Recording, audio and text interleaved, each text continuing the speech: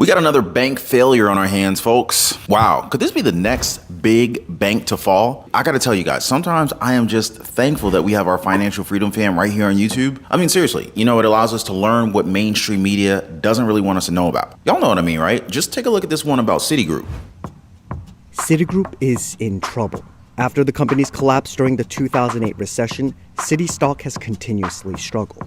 Shares of the company saw more than a 30% drop over the last 5 years. The firm has faced many ups and downs over the course of my career here, and it's clear we have challenges that we need to urgently address right now. Citigroup has had worst-in-class efficiency, returns, and stock market valuation, and that's led to underperformance over almost any time frame. They haven't been profitable enough. It's a chronic laggard in profitability. It's not that it's teetering on the edge. Once the largest bank in America, Citigroup is now the third biggest in the U.S., with over $1.7 trillion in consolidated assets. Globally, it is the 11th largest, with just over $2.4 trillion in total assets. Citigroup, I believe, is finally turning a page. Military laser lights are available for public use. This new military flashlight is basically a light. First step to improve is to recognize that you have a problem in the first place. Wow. Living to see a possible Citigroup bank failure, something that I thought I would never see. Now, we definitely have to keep a very close watch on this one, as this bank is what they call too big to fail. So if it does fail, there's going to be some pretty intense repercussions for the financial markets and for the economy. It's kind of like a chain reaction of disasters. And since it's connected to so many other banks, so many other businesses, its failure can actually cause other banks to fall like dominoes. Citibank is huge, guys. I mean, the whole financial system gets shaky, and it's bad news for everybody. Credit, which is kind of like the lifeblood for the economy, it dries up fast. All of the banks get scared. Businesses, individuals, they're going to find it tough to get loans. People, individuals like me and you, we would have a hard time getting loans, getting credit cards, getting home equity lines of credit. It would basically just make all sorts of businesses and consumers have a tough time growing or even buying stuff that they need. The stock market goes crazy, investors panic, and they sell everything that they can, pretty much making everything even more chaotic. And everybody's on edge, and it's going to feel like a financial roller coaster that just won't stop. And it's all about maintaining trust in the banking system, which is, by the way, it's hanging by a thread. Did you guys know that most banks have only about 5 to 15% in cash reserves? Yeah, so if people start withdrawing their money, the banks could ultimately collapse instantly. But the truth always comes out eventually, right? And now we're seeing more bank failures, which could ultimately unfold right before our very eyes. I mean, just look at PacWest, right? Which, by the way, tanked 27% before being taken over by Bank of California. So the FDIC's insurance fund is nowhere near enough to cover this ridiculous amount of money that's in the U.S. banking system. It just can't do it. And sometimes, some banks haven't exactly been reporting their uninsured deposits, which, by the way, means that the information that we do have may not even be the whole picture. So you got interest rates, the interest rates are going up, which will also put more and more pressure on the banks. The commercial real estate market's also on some shaky ground, and ultimately this could lead to a crash. And we already know what happens with the crashes, right? So when the banks crash, it's not just the money that's at stake, it's people's jobs that are on the line too. Layoffs hit hard. It's not just the bank employees who suffer. Many other businesses that depended on the bank's services, they're also going to be feeling the heat, and it's just a very tough time for everyone. Now, guess who has to step in and clean up this mess, right? Yep, good old government. The government. They have to come to the rescue with taxpayer money to save the day. But it's not a happy rescue, as you can imagine. People get angry because their money, their taxpayer money, goes to fix a problem that they didn't create. Kind of like Social Security. But here's the ripple effect too, right? Other industries get hit too.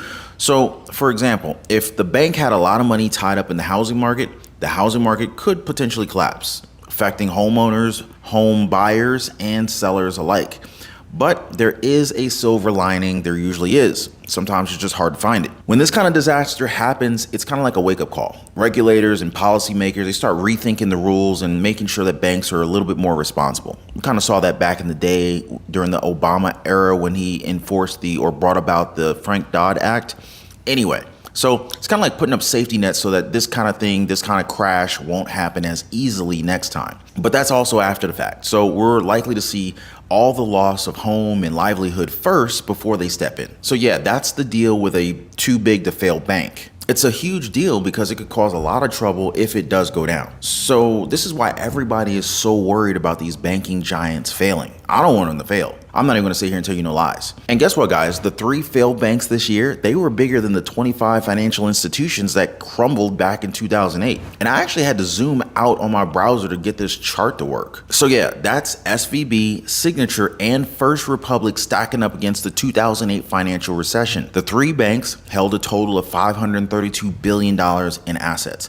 And so that's more than $526 billion when adjusted for inflation. And that's what was held by the 25 banks that collapsed in 2008 at the height of the global financial crisis. And you know what happened back in 2008, right? So the implosion that year of Washington Mutual, as well as investment banks like Lehman Brothers, Bear Stearns, they were followed by failures throughout the entire banking system. From 2008 to 2015, more than 500 federally insured banks failed. Most were small or mid-sized regional banks and were absorbed into other institutions, something that's more common for banks that have been put under government control. Kind of like, if you can remember Washington Mutual, maybe you can remember banks like Wachovia back in the day. But anyway, I digress. So Washington Mutual, which was heavily involved in risky mortgages and became the largest bank in the United States to fail, they were sold to JP Morgan Chase. And so this is why a lot of critics are calling it a bid for banking consolidation, which is definitely not that healthy for the market of competition, not to mention the consumer. And now people are worried that it's happening all over again. The recent collapses of Silicon Valley Bank and Signature Bank not long ago had everybody worried about what it could mean for the whole banking industry. Now, the financial system, it was kind of already under some strain due to higher interest rates, which caused the value of assets on banks' balance sheets to take a hit. Now, this made it even harder for the bank to pay back depositors if they wanted to withdraw their money. And sure enough, all these depositors wanted to take their money out, and it was not a good time for the bank. So First Republic Bank, another bank caught up in this whole mess, received a temporary $30 billion bailout from the big banks to reassure their clients. But even after that, customers were spooked and withdrew a whopping $102 billion in deposits during the first quarter of the year. So, as you might imagine, the bank's stock, it tanked by more than 75% in a single week.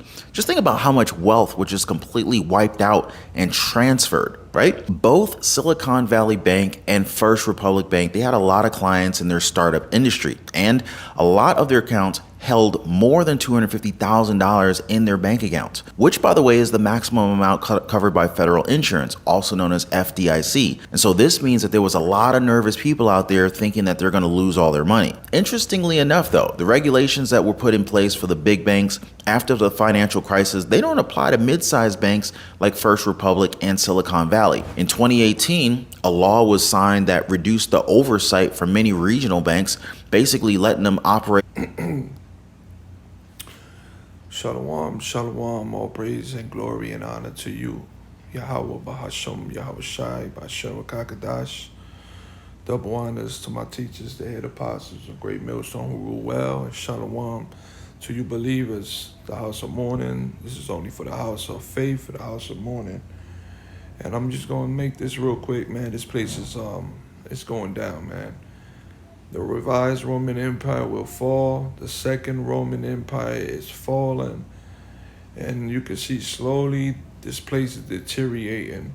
And it's because the Lord is making moves, man. You know, you got these banks going down, man. Isaiah 24 and verse 10, the city of confusion is broken down. Every house is shut up that no man may come in. All right? And that's America today. This is biblical. This is spiritual. There is a crying for wine in the streets. All joy is darkened. The mirth of the land is gone. All right. So all the partying, all the celebrating and the banqueting, you know, the Lord's about to remove that, man. Okay, as the scriptures say, mirth, as you can see, is exultation, joy, rejoicing. Okay, and this is what America, you people, you 2/3, you celebrities, you 2/3 Israelites, you know what I'm saying? Here in Babylon the Great, you're enjoying yourself because this devil has distracted you with his witch spell, man, his warlock spell. So one of the scriptures, delight concretely, all right, the feeling of joy, mirth, and rejoice, man. See that? So the Lord is going to take the mirth, man. And this is what you see. This prophecy right here, this is what you're going to see. You're seeing this place going down slowly but surely, all right? And the city is left desolation, and the gate is smitten with destruction. When thus it shall be in the midst of the land among the people, there shall be as the shaking of an olive tree and as the gleaning grapes when the vintage is done. No more jobs, all right? No more agricultural, the farming, your vegetation, food shortages.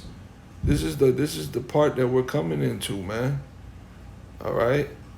So, hey, man. All praises to Yahweh Shem Yahweh Shai. Shalom, brothers.